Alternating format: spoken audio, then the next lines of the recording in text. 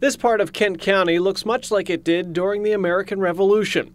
The site was home to Close Rebellion, Kent County's only Revolutionary War battle.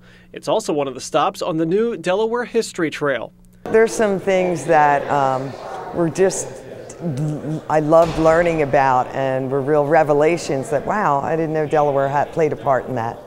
The History Trail connects 36 sites, some popular spots and some unknown around the state. Delaware Tourism Director Linda Parkowski called on longtime Delaware historian Russ McCabe to select the sites, which turned out to be a difficult process. The greatest challenge in terms of achieving a fixed number of sites like this was literally taking what was really an endless list and cutting it down to a manageable size. Naturally, the Delaware History Museum and Wilmington's Old Town Hall make the list, as does Dover's John Dickinson Plantation, home of the former Delaware governor and member of the Continental Congress.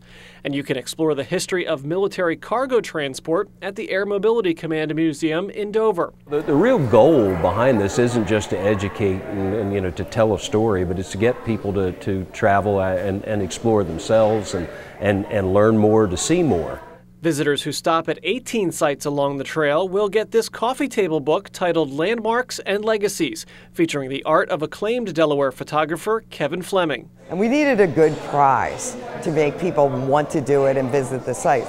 The whole goal is to increase visitation. We want to increase out-of-state visitation, and so they come to Delaware and leave their money here. The trail includes several sites, like Old Newcastle, that are also part of the proposed national park for Delaware. I do think that it's all, compatible, and compiling collaborative sites certainly doesn't hurt anything, and some of the sites that are listed for the national park are also included in the Delaware History Trail. And anything that raises the awareness about Delaware and our rich history is good for the state. Whether it's the green in front of Legislative Hall or the Delaware Agricultural Museum, tourism leaders hope the trail will encourage visitors interested in history to take a detour from Philadelphia or Washington, D.C. and spend some time and money in Delaware.